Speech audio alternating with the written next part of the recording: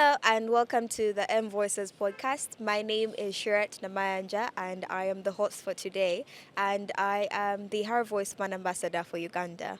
So today we will be talking about budgeting for persons with disability. When we hear about the budgets, even as a country, sometimes it's just that one topic that we don't really engage with as much. And so now looking at the other perspective for persons with disability, where even the budget might not be as clear as day for persons with disability to understand. How does that look like? How does that work? And so that is what our conversation today will be about. From a perspective of a person with disability, what does budgeting look like? What should we understand? What are the gaps? And how can all of this be closed to ensure that there's equality in every aspect of everything that we do as a country? And here today with me, we have Patricia. Hi, Patricia. Hello, hi. I'm good. How are you? Good. Thank you for joining us. Briefly tell us about who you are, what you do, and just the basics of who Patricia is. Okay, thank you so much, Shirat. My name is Namiwanda Alena Patricia. I'm so happy to be part of this podcast. And first of all, I work with Association of Persons with Disabilities living with HIV and AIDS as the Sexual Reproductive Health Rights and Youth Development Officer. I'm also a student of human rights at Makerere University, and I'm also a youth champion at TAHI. So I'm happy to participate in this podcast and hope people will find it enjoying. Thank you so much, Patricia. It's very lovely to meet you. Also, yes, mom, master's degree. I love that for you. Okay, so when we look at the national budget that Yes. recently was read, a lot of the things that people were discussing or talking about were almost financial wise, because people were talking about the payee Yes. and how that is going to affect people, this, Yes. that. But I don't think I have seen anyone talk about the budget from a perspective of persons with disability, or from a perspective that shows what the rest of the budget is going to do when it comes to disability inclusion or the allocation itself. So why do you think in the budget today the allocation for persons with disability is still somehow hidden and not as easily accessible? Okay. So first of all, I commend government for at least trying to ensure that they try to get out some budget lines for people with disabilities. For example, it has recently granted 15 billion shillings to the program of National Child Assistance Program. And that program is aimed at ensuring or improving access of essential services, social services, and specifically services to children who have severe disabilities. Children with severe disabilities are these children who are ever, like, they are on wheelchairs, they have cerebral palsy, they are forever at home. People with learning disabilities, for example, the people with mental disabilities, people with autism, people with dyslexia, people who cannot easily be in public, people with Down syndrome, among others. And it has ensured that at least it has included children with disabilities in such advocacy efforts. And it has also included a line in social protection. They called the national grant for special needs. And you realize that it works with different groups of people with disabilities in different districts get money for survival. They just give them that grant for survival, and it's literally 1 million shillings per person. Ooh. But because of corruption and because leaders have vested interests in getting money even where they are not supposed to get, you realize they get less than that. And they think that when they give persons with disabilities national grant, that special needs grant, it is enough for everything. Yet they give them that grant for only survival. Yeah. Survival doesn't mean getting transport to go to access health facilities and health services as well. It doesn't mean going to hospital. It doesn't mean going to school.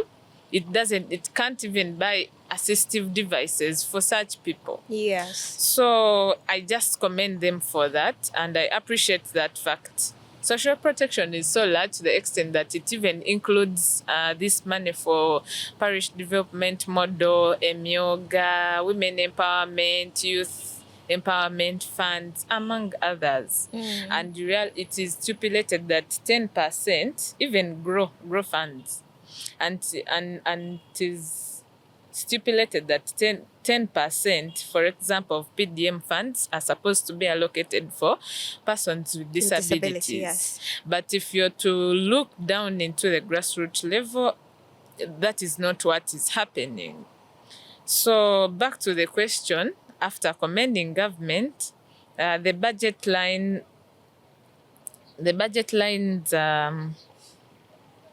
that first of all, they talk about the.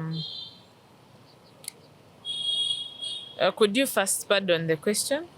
So the question is, we just want to understand why you think that in today's budget, or the way that the allocation was done for persons with disability, it's still hidden in like even the way that it is Yes. introduced or presented, it's still very hidden.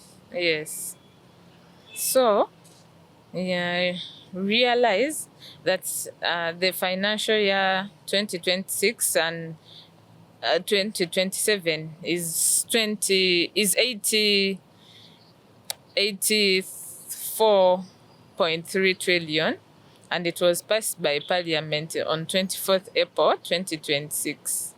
So, and it is aiming at mostly, if I'm to talk about persons with disabilities, we are going to look at human capital development, which covers health, education, and that is where disability services fall. And you realize it is the largest share that received most of the highest budget, that is 13 trillion Ugandan shillings. Okay. But then, but within that trillion shillings, you cannot find disaggregated budget lines for persons with disabilities. It's always absorbed,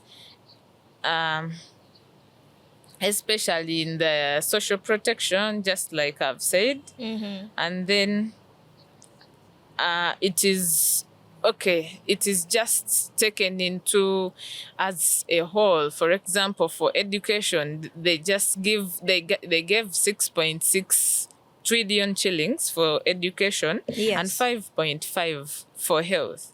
But we don't see in those a different budget line for persons with disabilities. So Ambrose Mulangira comments about that budget and says that it has tried to support thousands of beneficiaries, just like I've said. But then we still have a lot of gaps and a lot of reasons why it is hidden. First of all, disability is treated as welfare and not a cross-cutting issue. In most cases, persons with disabilities appear mainly as beneficiaries of social protection, and they don't appear as farmers, students, entrepreneurs, or taxpayers, even though that is exactly the budget, like the language the budget uses. Yes. Yes. And it is defined under welfare. So it's just a grant line and not a development allocation. People can track. So that is why it is one of the reasons why it is very hidden. Yes, it is very hidden. And if you're to read in social protection, realize the budget is so large and people will not realize what government has done in allocating some funds for people with disabilities. Then secondly, there is no disability marker or tag in the budget classification system for 2026 and to 2027 financial year. So just like I'd said, the Uganda budgets by sector, Yes. and you realize you see works, education, health, and it is not by beneficiary group. So disability is just scattered across the Ministry of Gender, Labour and Social Development, and it is found in education, health, local government, and there is no consolidated disability budget anyone can pull out and add up. So that is a total accountability gap.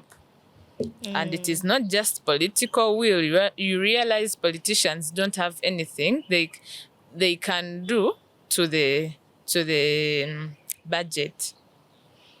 They just have to sit and propose different amendments, but their work is to, yes, now for sure for this case, they don't have anything to do with amending budget because it has already passed. But as they are sitting in those ministries, they could propose reallocation of funds. Yes, in different areas of disability. Yes. Then the last point I could talk about is that this is a wealth creation budget, and disability got mentioned, not costed. So this year's theme, I realize it is on monetization of Uganda's economy. And with 95.6% discretionary resources going to agro-industrialization, science and technology, tourism, among others. And you realize disability inclusion features, it just features as a sentence in the speech. But the challenge is where the targets for farmers with disabilities are: irrigation, mechanization, cooperatives, and agriculture credit. And nobody can hide the number that was never written down. Yes. So they want to they are talking up the budget mostly investing in agriculture, but we don't see where they are, for example, providing accessible measures of how people with disabilities can participate in this agriculture, how they can do irrigation, how they can also be part of because you realize it is where Uganda is mostly investing in. But if it is where Uganda is mostly investing in and we don't see persons with disabilities, we ask ourselves where they are going to really be. Yes, that is so true. So that's my argument. Yeah. Okay, from what you've said, another question kind of popped up in my brain. Yes. You know, when we talk about a blanket budget, sort of, because that does seem like a blanket, because yes, persons with disability are mentioned here, but we don't actually see where the money is. We don't see what exactly it is going to be doing. And we have seen time and time again that when it comes to specifically SRHR for persons with disabilities, there's still so many gaps that need to be filled. And I feel like if we have like just a canvas or a blanket budget that says, okay, this goes here, this goes there, it doesn't necessarily respond to those needs that persons with disabilities have. And you've also Yes. mentioned something about farming, because then I do not expect a person with a visual impairment to be farming and not have the necessities that they need, Yes. because then we are not doing enough. Yes. In your perspective, what do you think this blanket budget, or how this budget was printed out, causes more challenges for persons with disabilities in the way that they either receive funds or are, as Ugandans, are also affected because the budget is for Ugandans? Yes. Yeah. So I think, first of all, and the most challenge we still have is the disaggregation. Okay, the data is not disaggregated. There is improper disaggregation of data.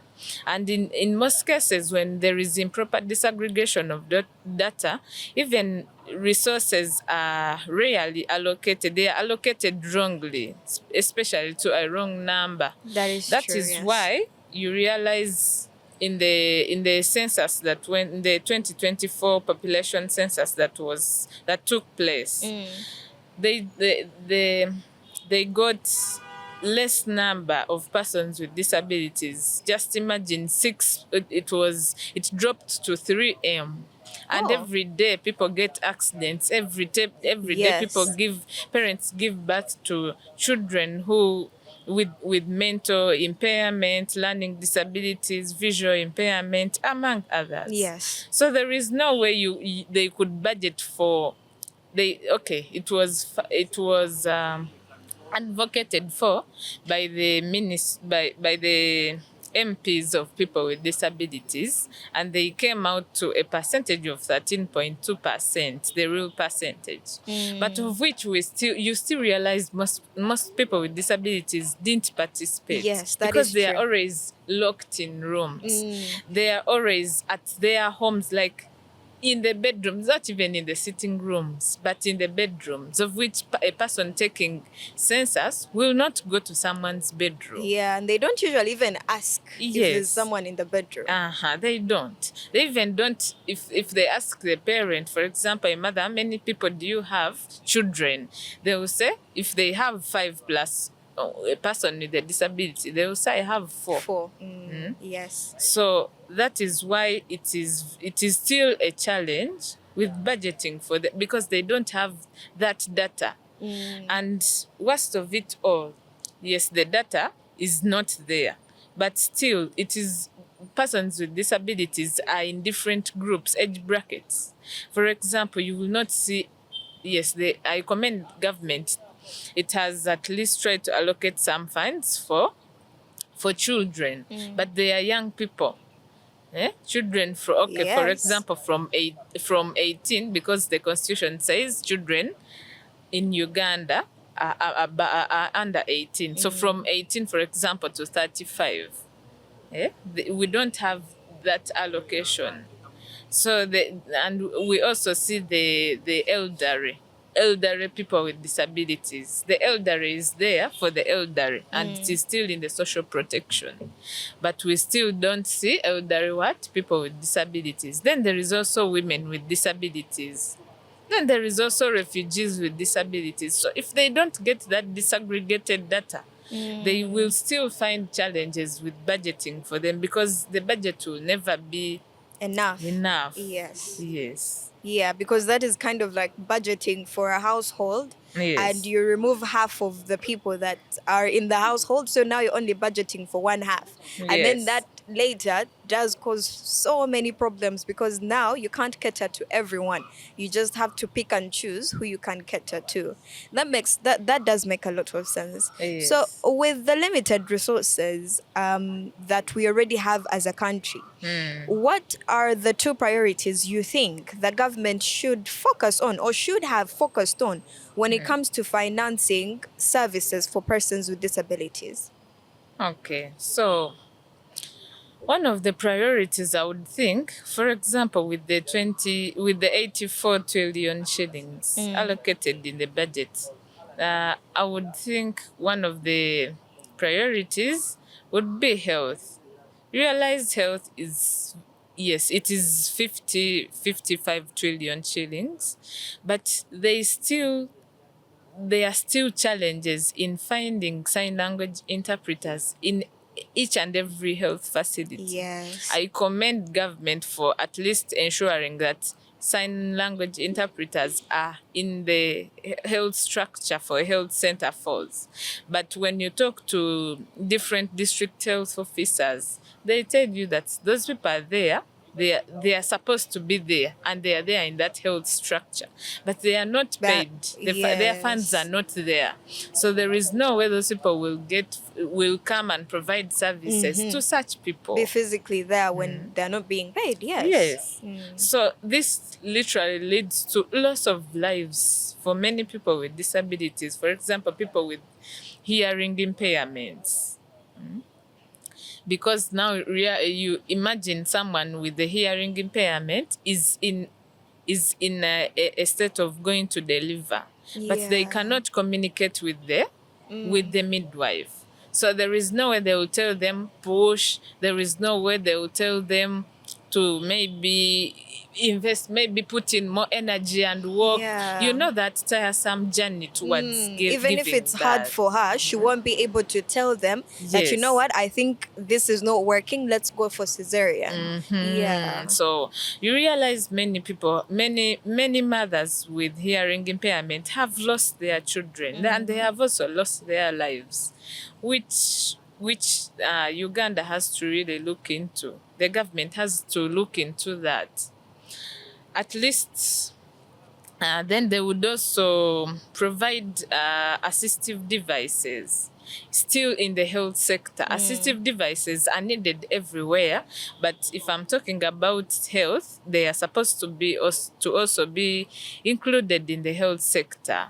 If they are providing, for example, at different hospitals, I have seen at least some few wheelchairs, very few, like 3, among people with disability. The number,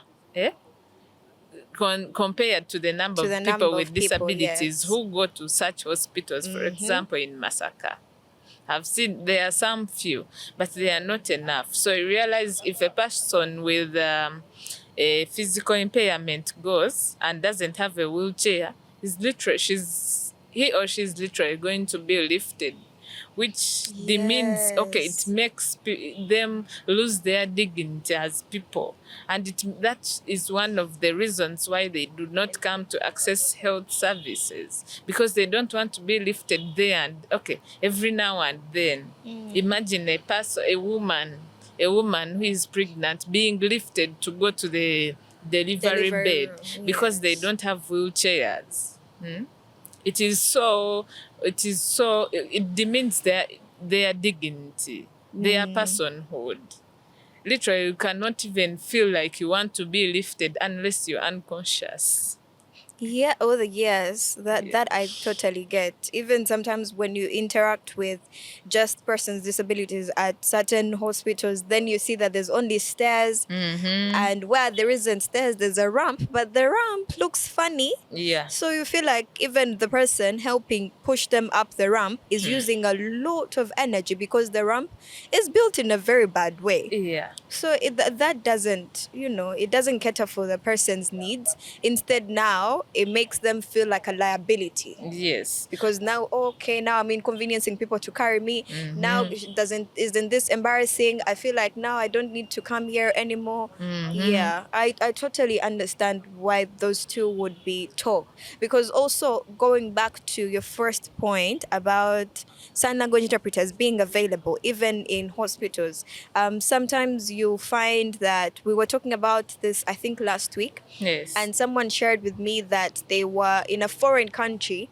and one of the girls that they went with was raped. Oh, And God. now they had to go to the hospital to get prep and then to the police station, and they couldn't even they couldn't understand them, so she had to start writing. Now imagine in a situation where you can't even write. Yes, most people don't go to school. Exactly. And they will not write. You know that local language is also very hard to write. And now you need interpreters there's no interpreters. The person also trying to interpret might not be able to write Yes. the same way that anyone else will be. And then now that delays everything else for them. It just brings more problems. Just imagine that girl could not write. It means that girl wouldn't get the real services and would also fail to get justice. Precisely. Yes. It just brings up a lot of issues that I think even as it needs to start, I think, from the education system all the Yes. way up.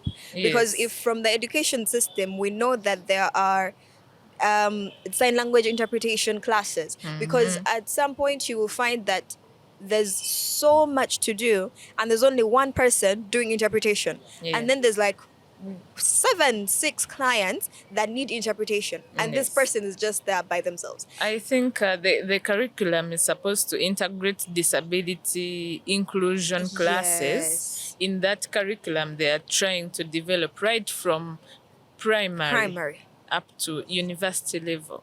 Precisely. They could disaggregate that information into simple to complex as levels go on, so that in case anyone finds any person with a hearing impairment, they also feel like they are people in public. Exactly. Even when it comes to just persons with other disabilities, because Yes. even at school you find that the discrimination starts from there, Yeah. because you're sat next to a person with disability, and then suddenly it's like, that person, we don't know, she's just there, she also goes to school with us, but we don't really interact with her. What do you mean? You're So, a fellow child. I just like that insightful wording that you're putting in, that you're bringing across the education sector. Yes, the education sector has still been given money. Yes, but you realize in terms of disability, there is still a gap, like very many gaps. Yeah. For example, now, if people are not provided with assistive devices, they will not go to school. Those funds they give them are not enough. For example, the ones for PDM, national grant, they cannot buy for me braille materials to use. Realize a ream of braille paper is around 50,000 shillings. Yes. 50,000. But books for people who are sighted are literally, you can even get one at 1,000. Okay, 800 around Yeah. there. Yes. That is So true. if such people are not provided with some such materials, it will like limit their learning. Yes. That is If you look at sign language interpret, they are not in classes. You realize those people with hearing impairments are in these isolated schools. I have a child who doesn't hear, doesn't speak. Where can I take her? Take her to this school. It is in there is some school in Bushenyi, I forgot, and there is also some school There's in one Masaka. in Ntinda. Yeah, I've heard of the one in Ntinda. Ntinda School for the Deaf. Yes. And you realize it doesn't make point when those people are studying alone, because they will continue stigmatizing themselves. Yes. When they come to university doesn't say that this is the university for the deaf. They It's will the sit in university the with same lecture room. everyone. And then now that those are also problems, because then now the interactions have been very limited to Yes. persons with disabilities. Yes. So there is a likeliness that even when they're interacting with people, they might be shy, they might have difficulties, there will be so many challenges that come with just being in a space with everyone else. Yes, they literally feel uncomfortable Yeah. when they are in such spaces. And the sign language interpreter still disrupts the lectures if they are not used. There is a friend I had was in second year doing education. But then, no, not, okay, I was in second year for her, she was in first year. Yeah. But when she joined, they had to first, okay, how should I say it? They had to first inform students that we have a student with a hearing impairment. Oh, So don't be wow. disrupted by the what? the sign Or the sign language language interpreter. You concentrate on what the teacher is saying and ask questions. Don't look at the sign language interpreter because he's meant for this person. So they took time, and it took like there are very long processes for the department to get used to such people. So everything that happens makes such people get stigmatized. Yeah, and the marginalization then just becomes even harder to beat. Yes. Yeah, that is definitely something that I think we need to look into more, because it starts. I believe it starts from the roots, from the ground. If you look at math, and I am in some forum for people with visual impairment, but there are some students who went for primary teaching, but they failed math, and they can't upgrade, they can't be accepted in universities, at the university, because they failed math. Oh, But this wow. comes from right away from the ground, because teachers are not there. The few who are there are giving them negative attitude, like this negative thinking of you cannot manage math, you just leave. If when time for class reaches, if you feel like you want to come for class, come. If you don't want, don't come, because you can't manage. Which is not the case. So you realize there is a lot to do with education. We can talk even for the whole day. That is true.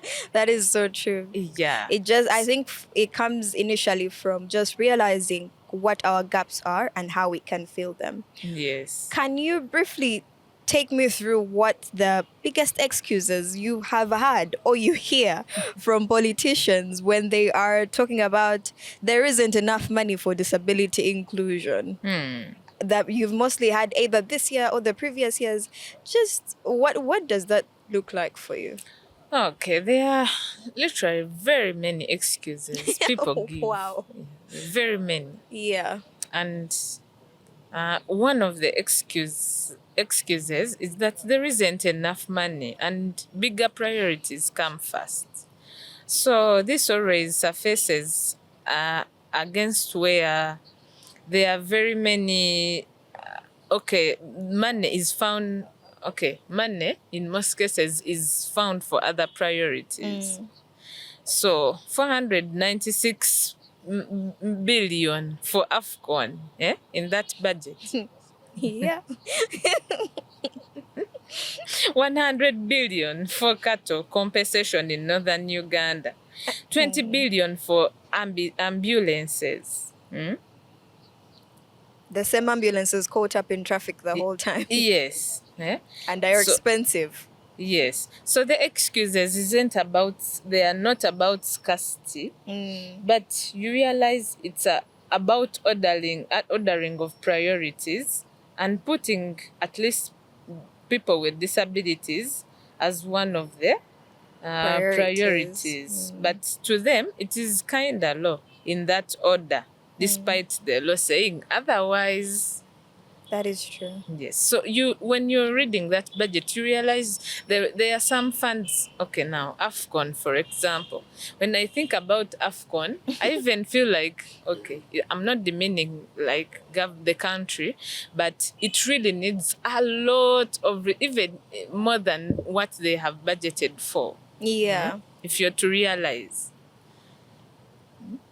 So they don't take disability as a priority. So even in Parliament, MPs reallocate funds between projects when they decide something that matters more.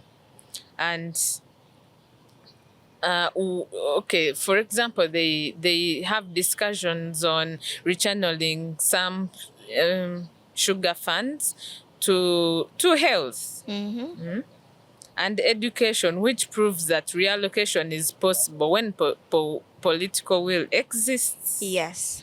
Yes, so you realize that if they don't prioritize persons with disabilities or disability as one of the vulnerable groups in the budget, they will not get money. Still, money will not be enough, and it will keep failing to be there.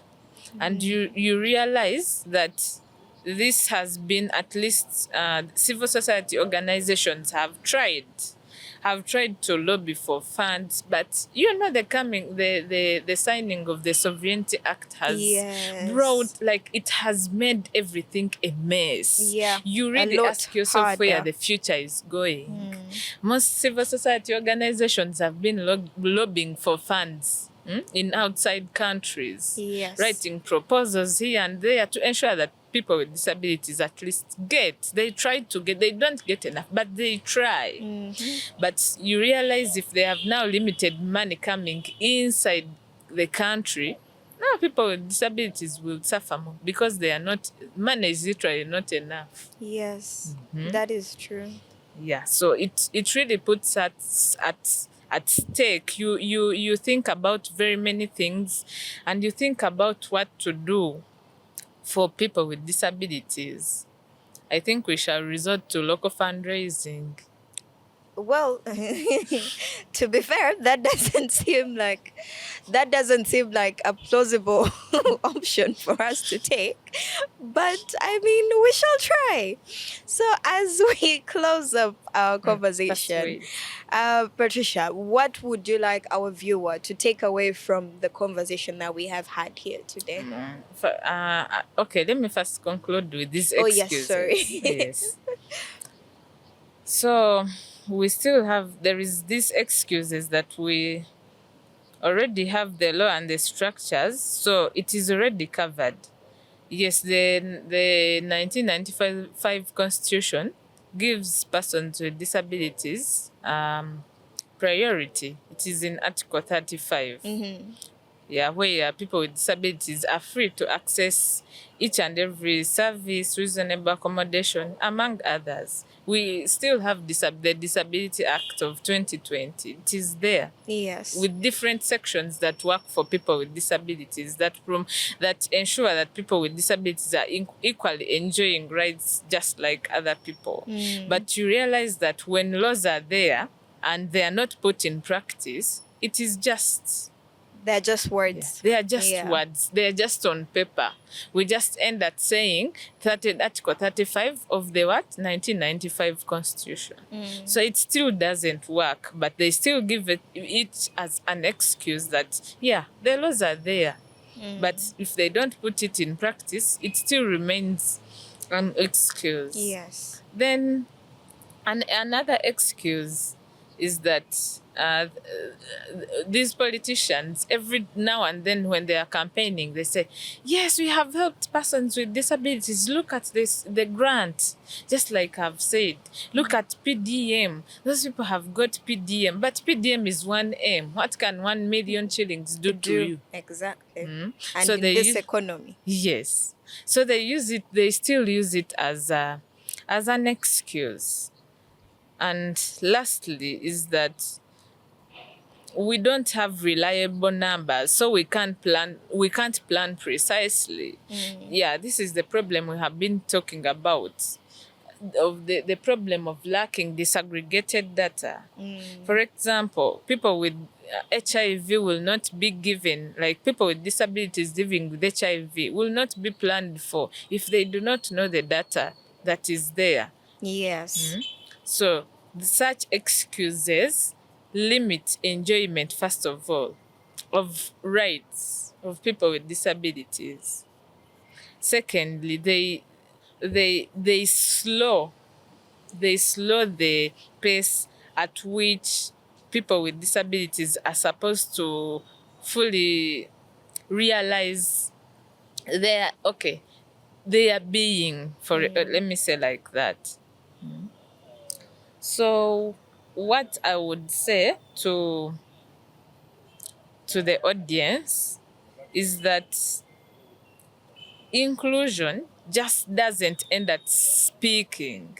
Nowadays, everyone says, yes, we do disability inclusion, but disability inclusion is not just on the surface. It is it is deep down there.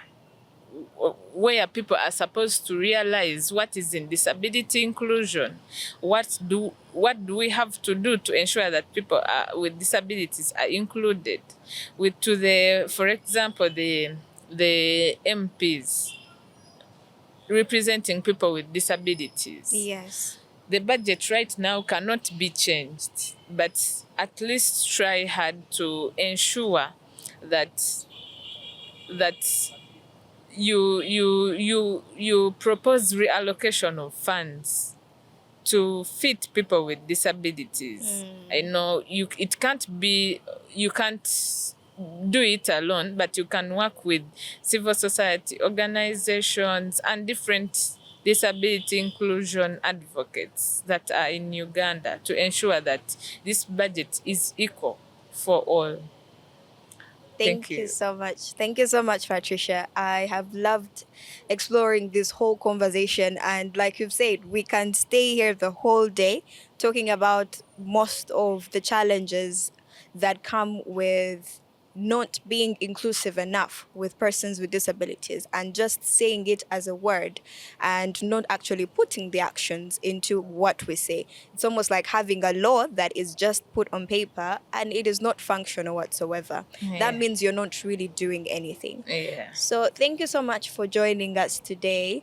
And I hope you have at least listened in, watched, or taken something out of the conversation from Yeah. wherever you are. And if anything, like Patricia has said, inclusion doesn't stop on just what you say, but your actions matter as well when you talk about inclusion. And in case you haven't seen anything about the budget, this is also your time to pick a leaf and maybe try and understand why we say that sometimes as the budgets come out, as they are being discussed, there's things that still need to be focused on. Otherwise, we are not doing anything. And if we say the budget is for the whole Uganda or citizens at large, sometimes we are deliberately leaving people behind by clustering them as a whole. Thank you so much for joining us and have a lovely rest of your day or morning. Thank you.